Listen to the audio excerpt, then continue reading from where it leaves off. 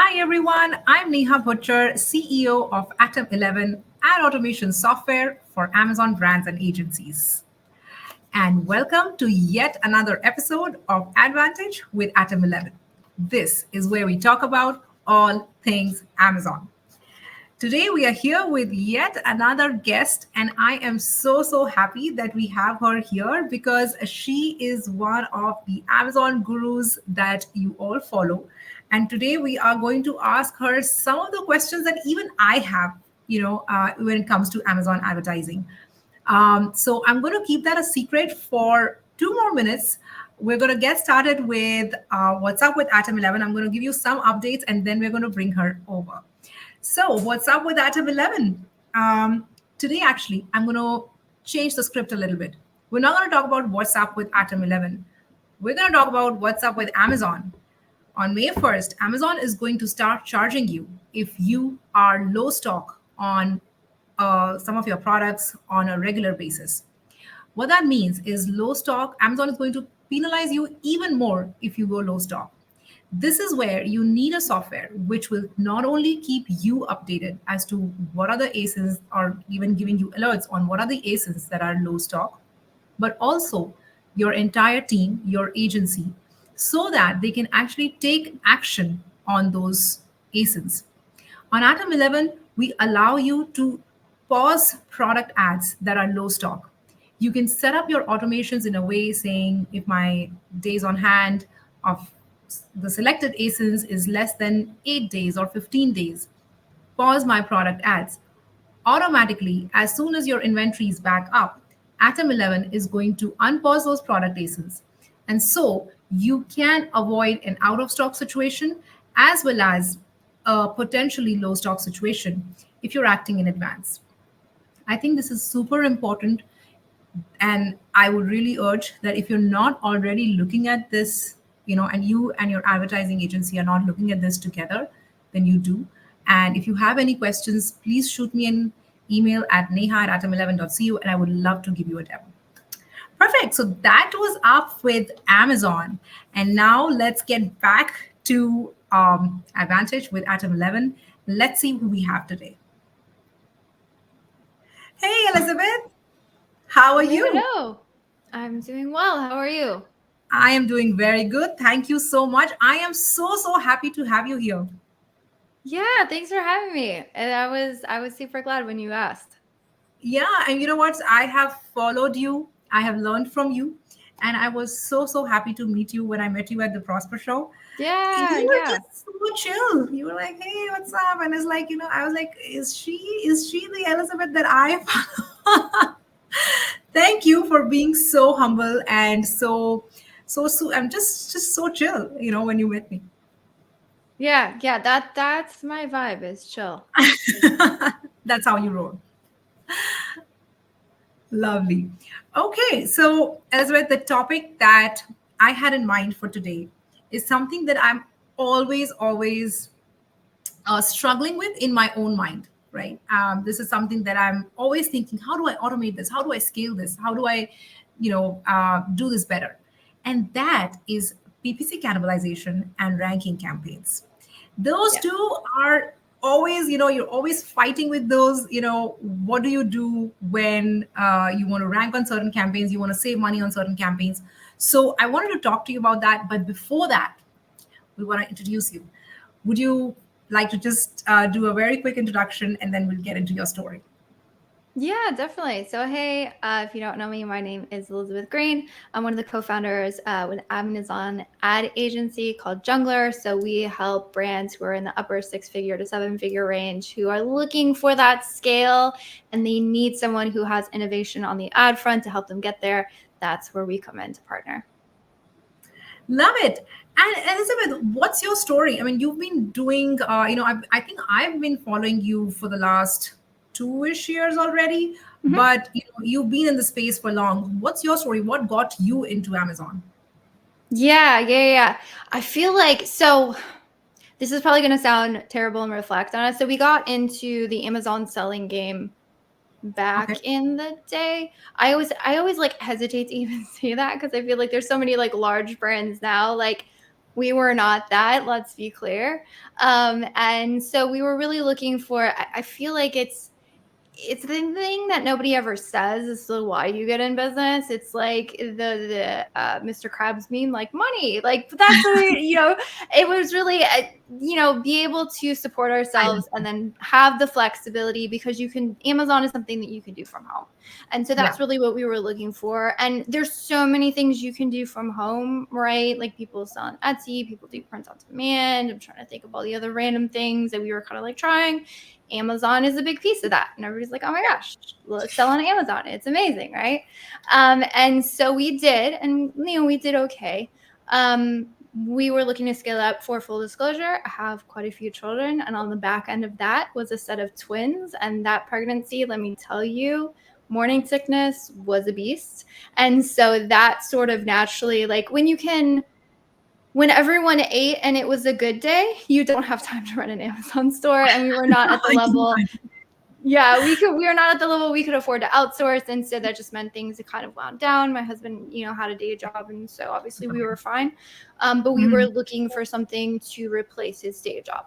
So after the twins were born and after we were looking, started to ease back into things, which took a little bit longer than I would like, as you can imagine. Trying to have Twins. 2 newborns is a bit much, but we got through the year. I don't know how we did.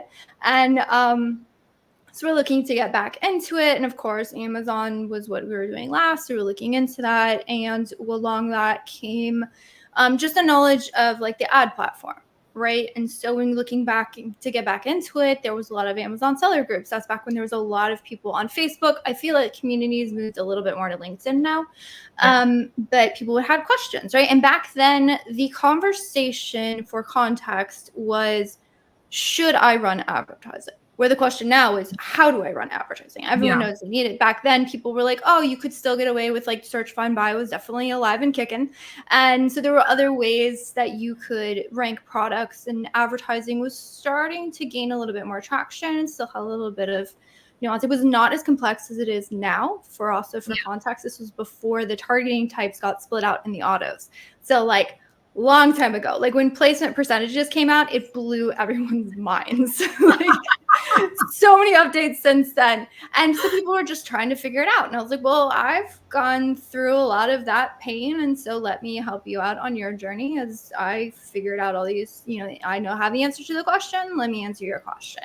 And so that led to someone saying, hey, do you do this? And I was like, I guess I could.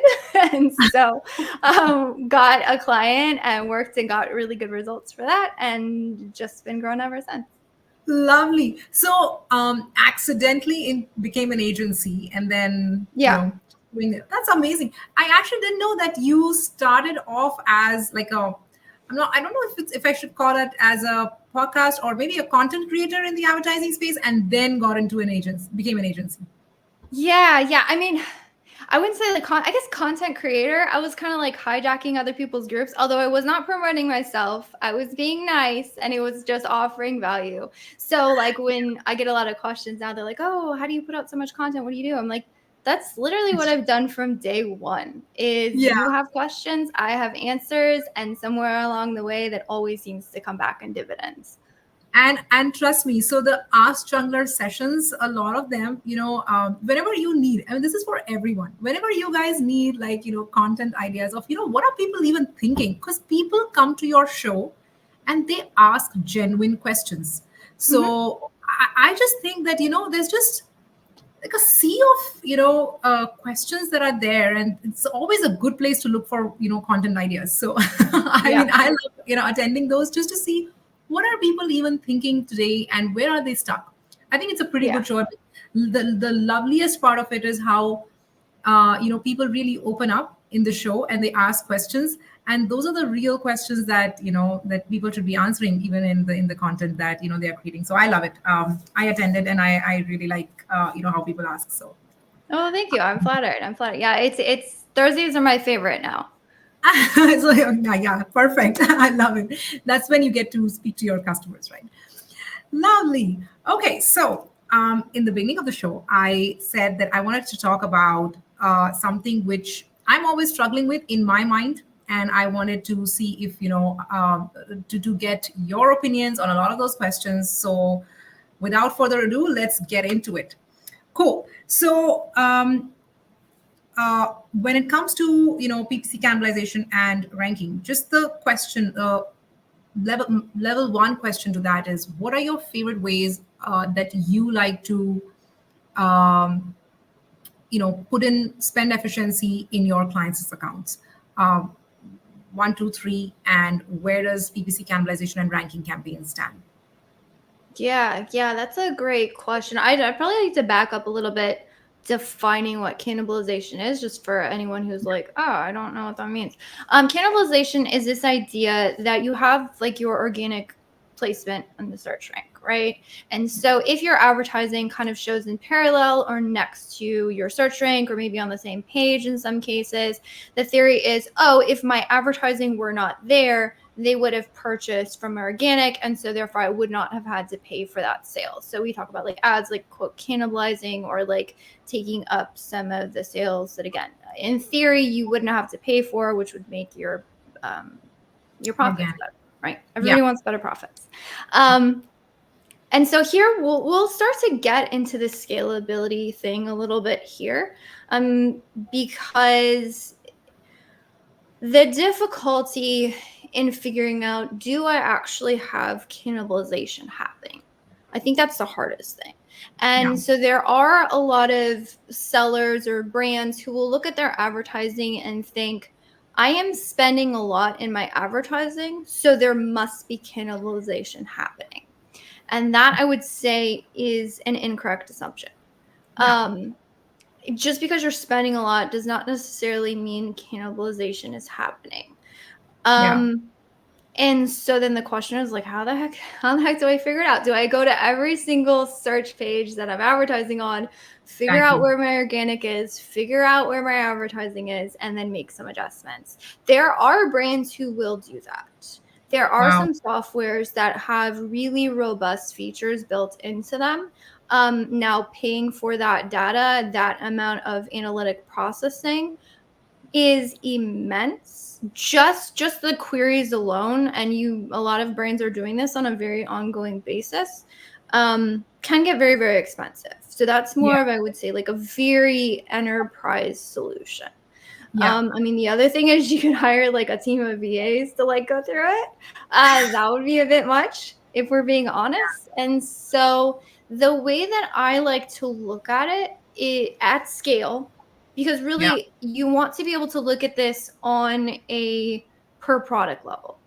Because Yeah. if you look at the overall account, you can gain some insights, but the minute you go past, like, say, a single product, that data is not for, like, if you're looking at account data, you don't really know what's going on at a per product. And that's Yeah. actually where we see issues happening with larger brands, is they keep looking at things on an overall account level, or the way that maybe their ad managers have conditioned them is like, oh, look, overall account A cost is great. It's like, yes, that's good. Like, are there misses happening within the rest of the catalog? Yeah. And so one way that you can, again, this is looking at it at scale.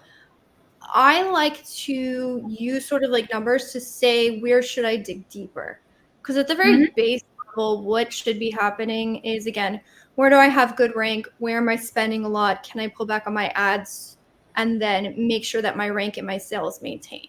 That's really, Yeah. so we're still doing the base actions, but what you do is you like zoom out a little bit enough, look at an overall defined number to say, here are two places I should dig in and do that Yeah. sort of look much more intently. And so that number is called ad sale percentage, which is Yeah. that's what we call it. I think there's other like organic ratios and whatever you want to call it.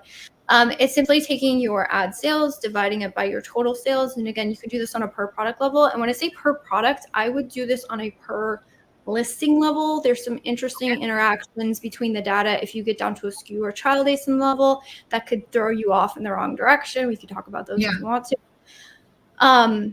But you're essentially saying, like, where do I have high ad sale percentage? I would define high as above, like 50%, you're getting into the high. 60 and 70, I'm worried. 80, I'm really worried.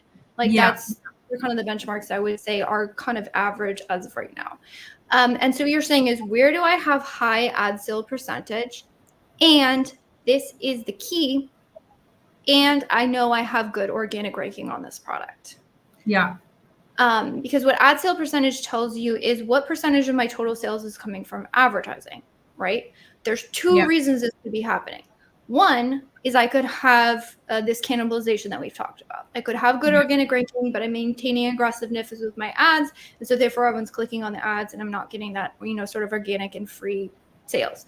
Or the second reason is because you don't have good organic ranking. Yeah, exactly. And so this ad sale percentage will just kind of give you this number, and you're going to have to look at what is my ranking on this product to help you define if it's a cannibalization problem or not. Because the problem is, if all you do is look at ad sale percentage and think in your mind, like, don't hear me say high ad sale percentage equals cannibalization. Because if it's the first problem, cannibalization, easy. You pull back on your advertising and you test that.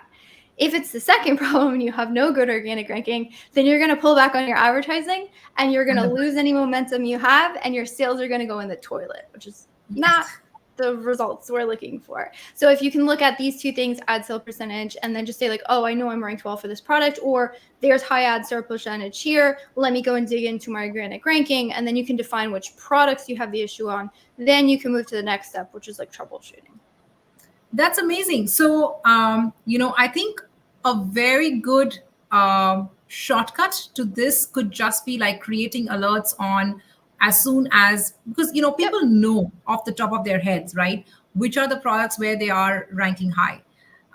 This is especially for good ad managers and good like the brands who are actually in the thick of things.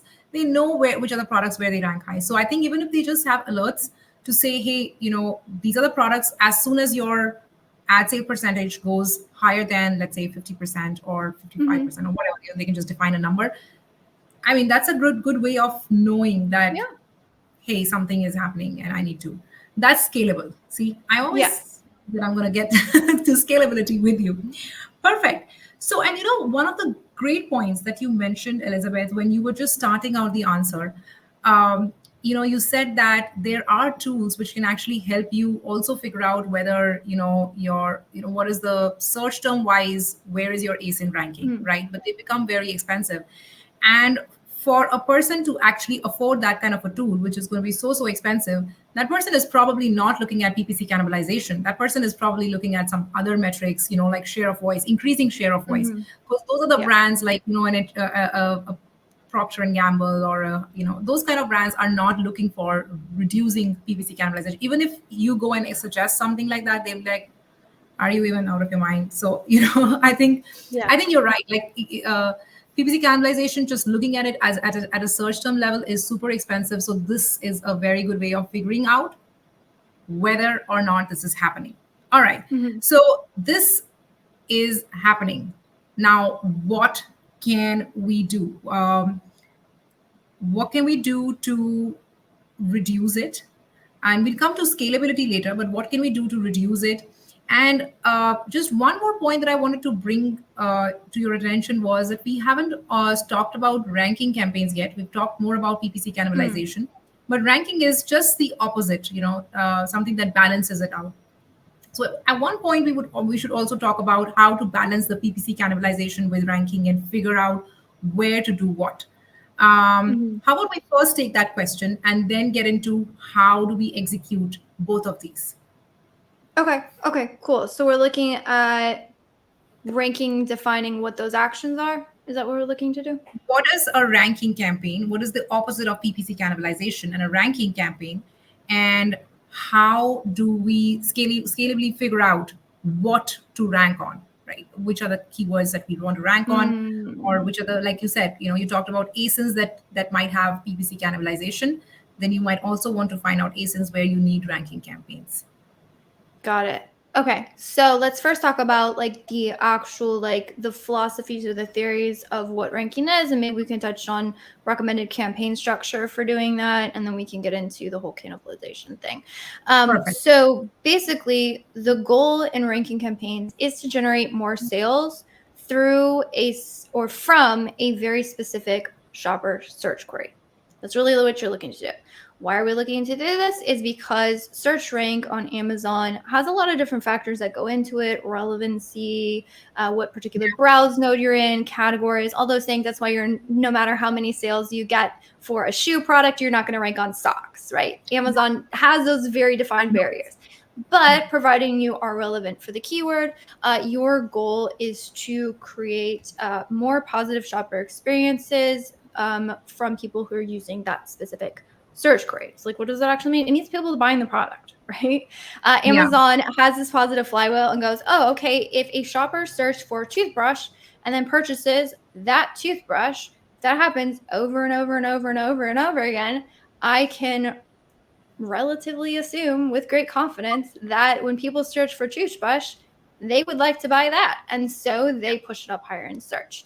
And so how this can be helpful and how you can leverage advertising, which is honestly one of the very unique things about Amazon's ad platform, is even as much as it has grown, there's still a direct correlation of advertising sales to organic ranking, which is amazing. And I don't really see them taking that away anytime soon. Google definitely took it away, right? They weren't interested in people being able to pay to rank those, but that was not within their best interests. Where with Amazon, it is within their best interest to have the products that perform the best in terms of sales.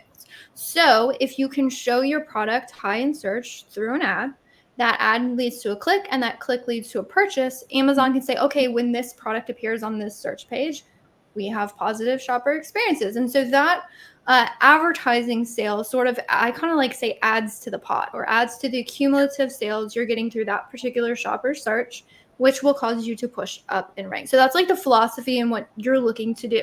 It's also why, even if you have a bestseller badge, you might have search pages where another competitor is ranking higher than you. I get those questions all the time. I'm like, yes, you are doing more sales in general, and that's where the bestseller ranking comes in. But you're not doing more sales through that very specific shopper search. Correct. So that's where search page rank comes in. So how do you do that?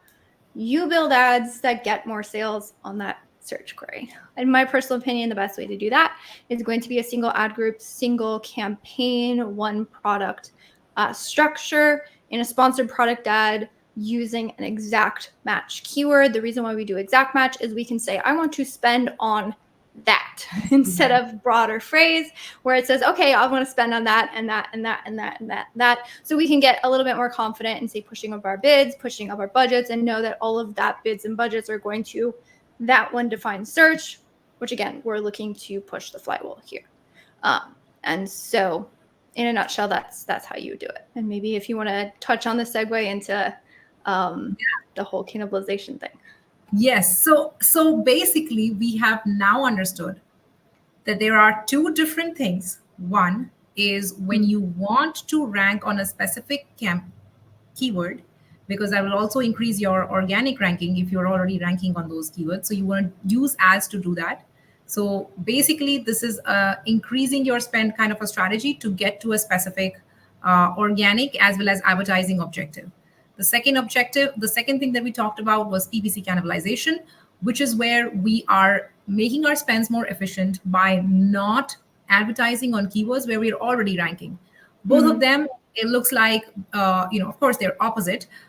They are serving completely different objectives, ranking campaigns, higher spends, and long-term increase in organic ranking.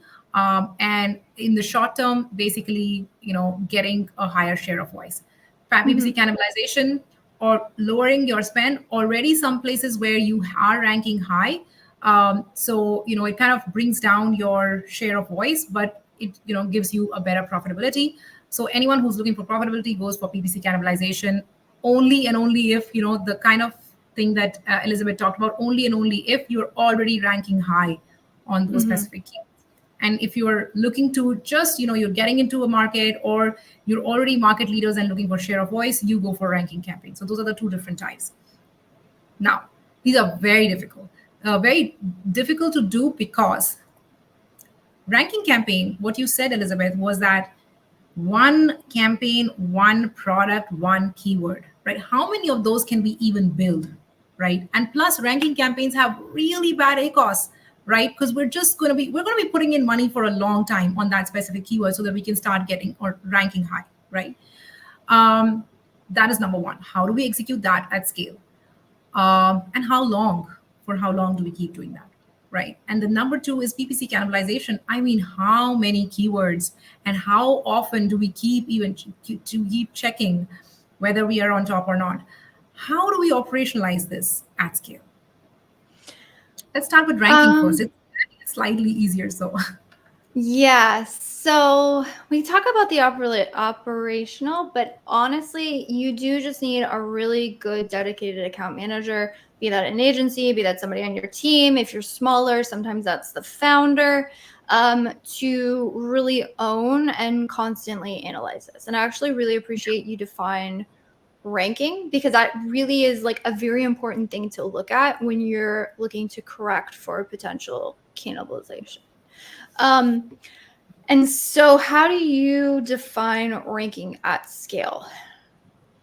Honestly, it starts off with a good launch, is what I would say. It starts out with a really clear, defined launch. So that's something that we heavily invest in keyword research on all of our product launches. And you want to start off with going after relevancy of yeah. keywords. Relevancy of keywords, meaning when I search this particular search page, how well does my product fit?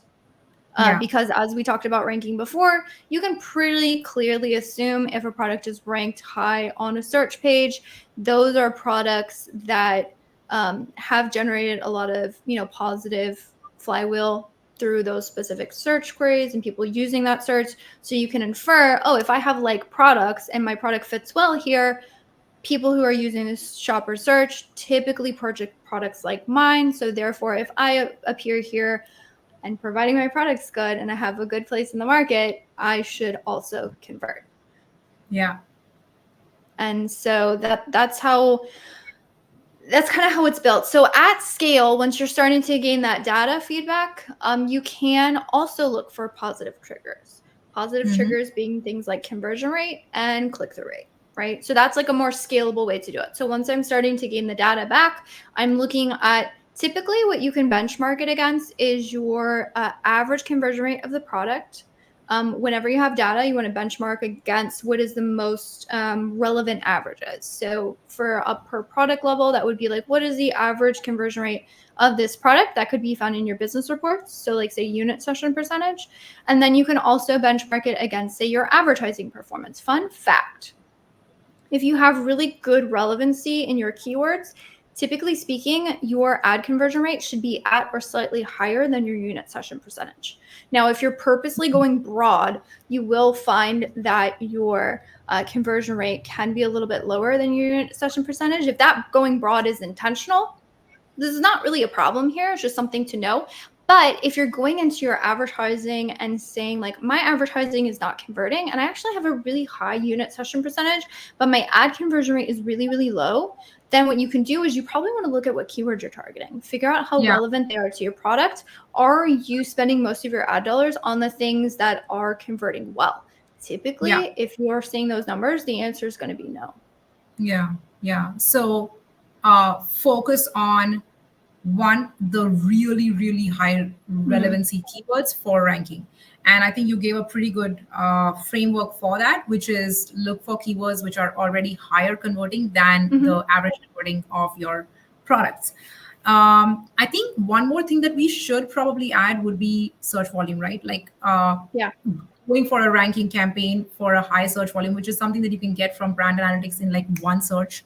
And this is Yeah. again something you don't even have to do again and again. Just one search, figuring out what are the top search volume, and then just seeing is any of those keywords actually converting higher than Mm-hmm. the organic. I think that's so easy. That's like the Yeah. easiest framework that you can do. And it's just a one time thing. Once you know that these are the keywords or the 3 or 4 keywords that you want to start ranking on, that's it, right?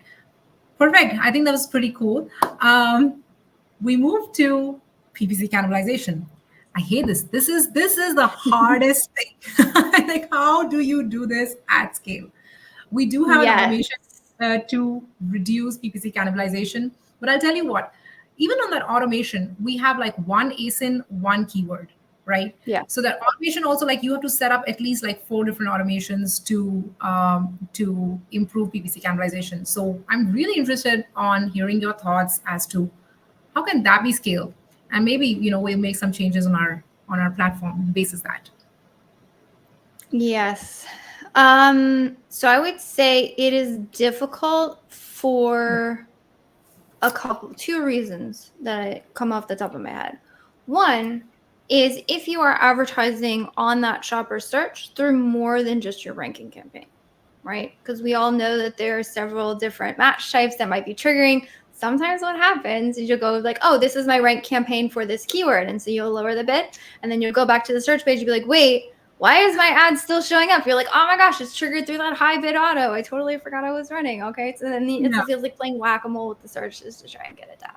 Yeah. The second reason why it's difficult is because just because your ad and your organic spot are next to each other does not necessarily mean you have full cannibalization happening. Right. So this is why I was really thank you for bringing up the whole, like, how does ranking flywheel work?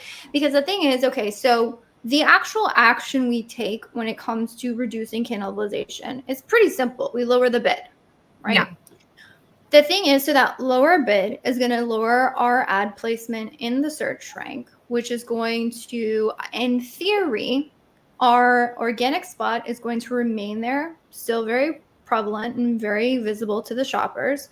We're simply going to reduce our ads, and then our organic spot is going to maintain. Well, remember when I said that like ad sales kind of like add to the cumulative pot?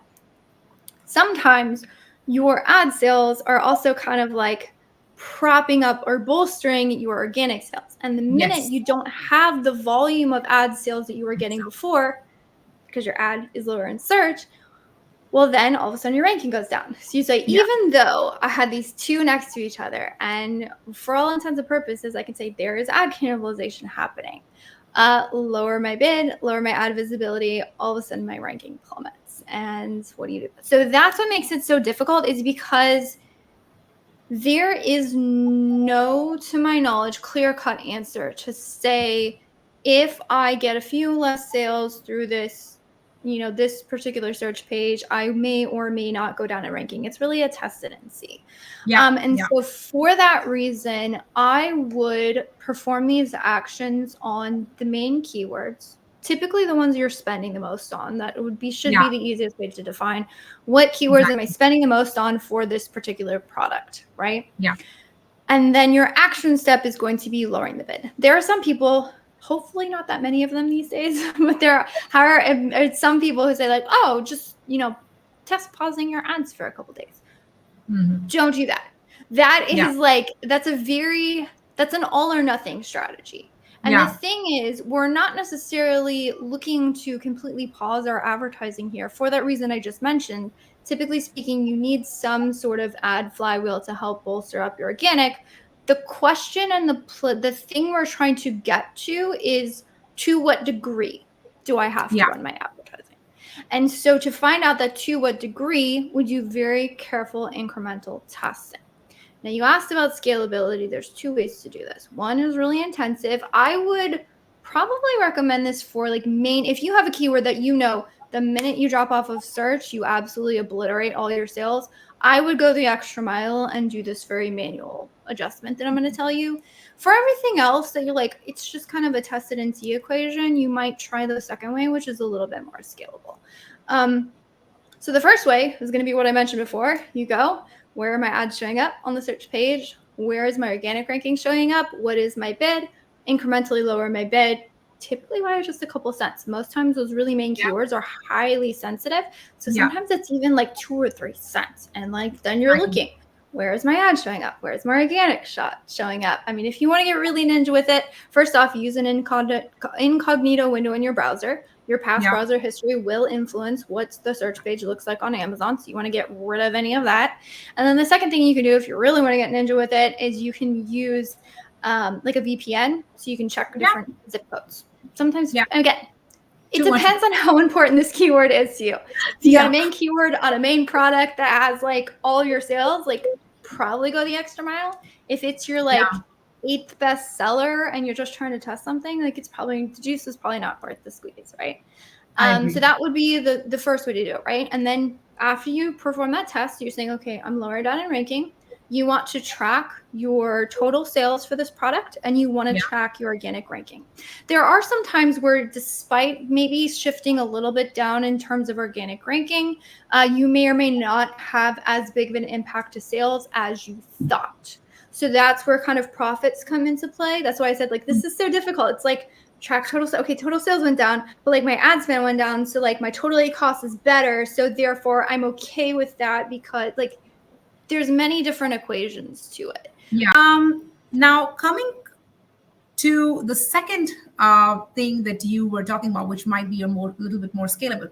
Let's try and do that, because this, I agree with you. Like, really, just going through every single keyword. I mean, we suggest the same. Just like take the top three keywords, and the aces that you guys are testing right now, and put in the automation on those, and then let's test. And this is one of the longest running case studies that we've been doing for Mm-hmm. for some time, because it takes time to figure Yeah. out exactly what the framework should be. Cool. So then let's just discuss the second that or you think that is the more scalable solution for this. Yeah. So the second way is a different way to take the same action, which would be, again, action step, lower our bids, so we lower our visibility in search, right?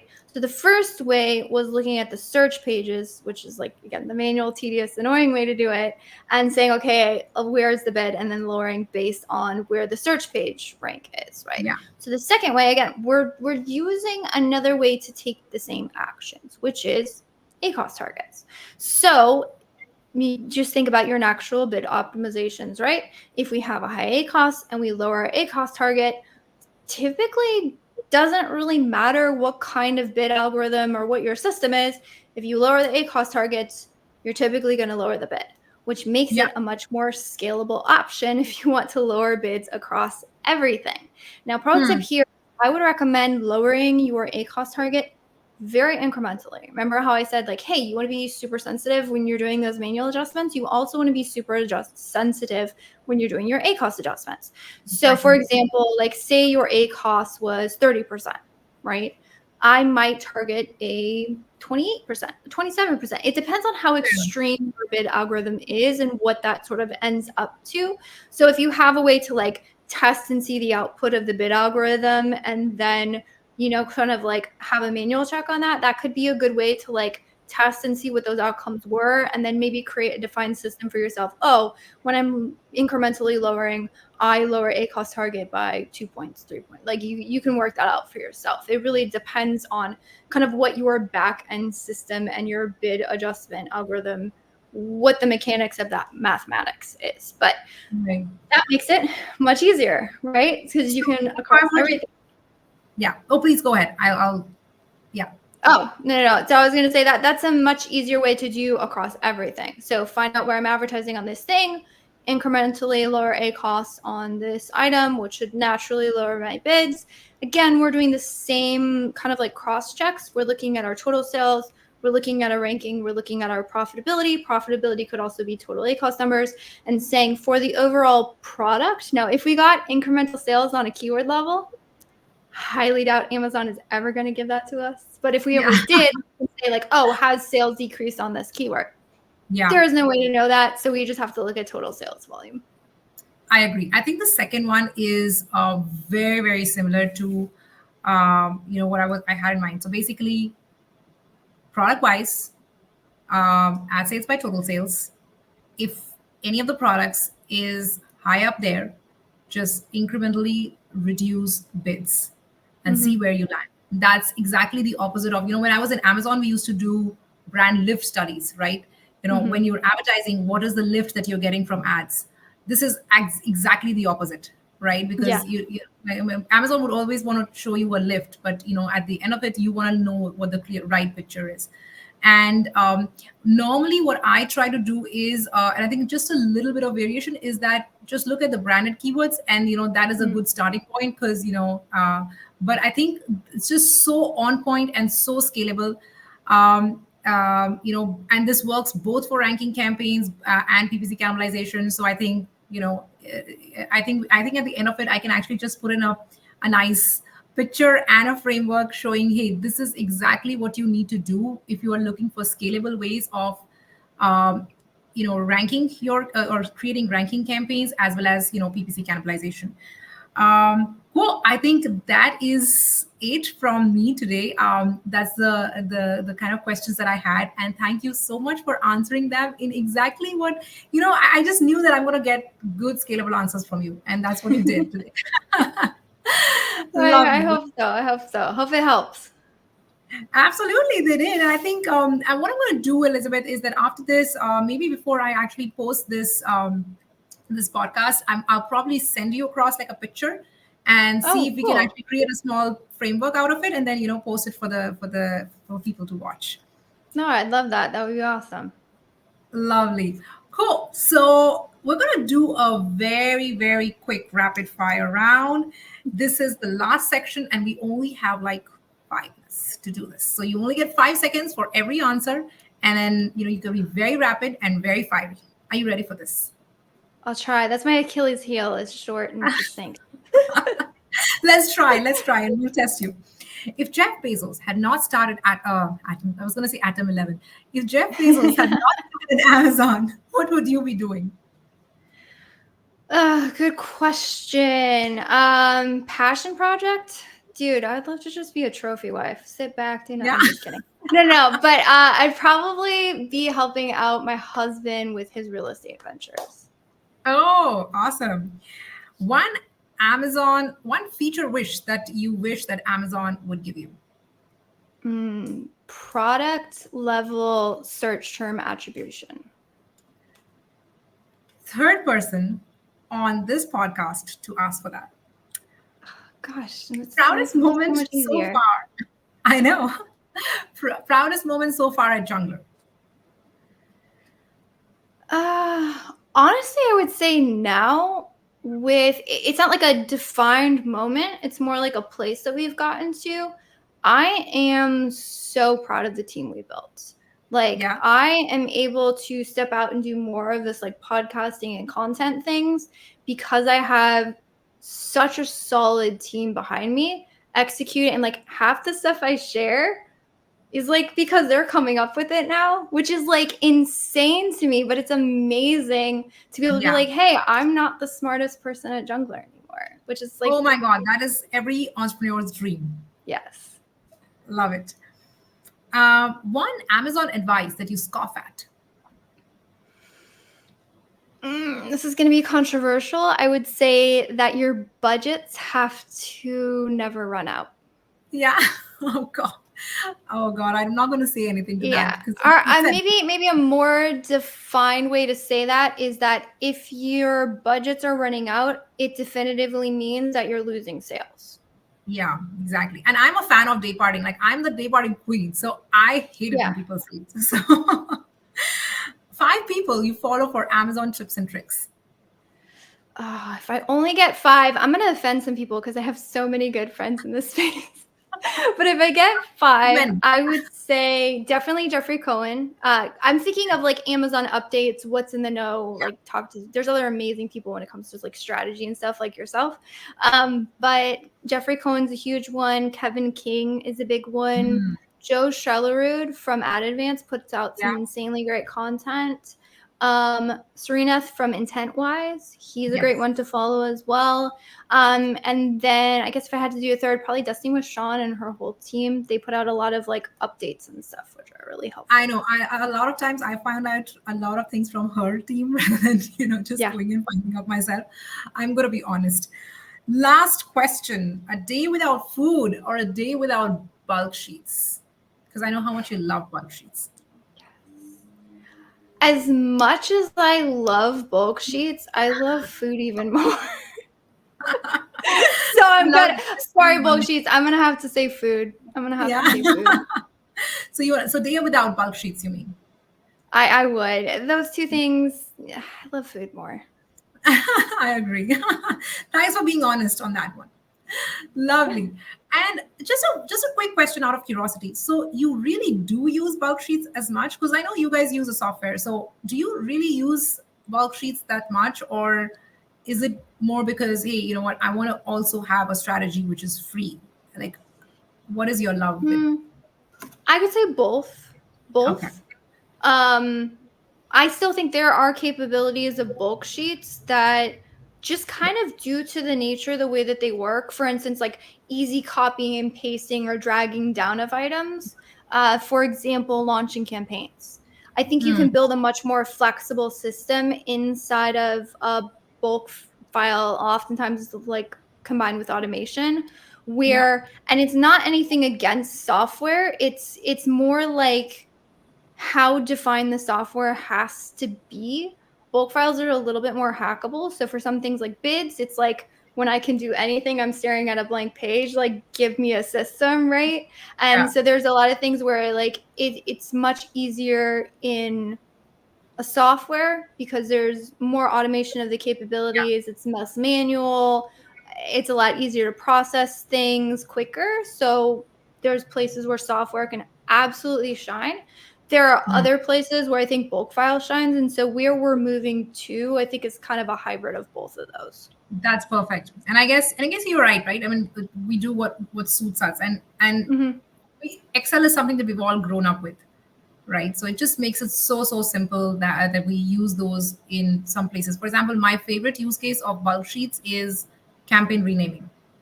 Yes. Takes so little time, and it like, no matter how easy the software is, campaign renaming just makes sense on bulk sheets. So I agree with you. Yeah, I would agree. Perfect. Yeah. Lovely. Well, I'm just going to summarize what all we covered in today's conversation. We covered what is cannibalization. We covered what is ranking campaigns. We covered how they are different, as well as both are important when it comes to different use cases that advertisers do. Uh, we covered what are some scalable ways of figuring out when is PPC cannibalization happening, of figuring out when to do ranking campaigns. And then we discussed some scalable ways of how to avoid PPC cannibalization, as well as how to make sure that, we are setting up good ranking campaigns. It's difficult to actually put them in a one liner, but I'm going to Yeah. actually put them on a page so that we can actually paste it on the screen for everyone to see and reference it whenever they want. But this was amazing. I think it was some of the things that you said were just pure genius and reflects on the kind of experience you've had, the length of experience that you had in the space. So, just knowing about when do ads come. These are very, very, like, very hardcore subjects. So Yeah. thanks for bringing all of that out. And yeah, and I can only thank you about that. No, I know it is my pleasure. My hope, like I said in the beginning when we talked about my story, I have like painstaking over weekends with tons of sheets and spreadsheets, like puzzled through these things and how to tackle them. So if anyone can shortcut their learning from my pain in English, I'm more than happy to share. Love it. Awesome. Well, thank you so much, Elizabeth. And I think I hope that we can do this together on some other really tough topics, because I know I'm always going to get some good answers from you. No, no, Love I would love to be back. I appreciate you having me on. Awesome. Thank you. I'm going to put you out stage and we'll do a quick outro. Thank you. Cool. That is it. We were with the lovely Elizabeth Green. We had so many different learnings today. That's it from us today. Thanks for sticking out and sticking with us. Sorry about that. And we're going to be back next week with a new guest. Until then, happy advertising. I'm going to just Sweet. end recording.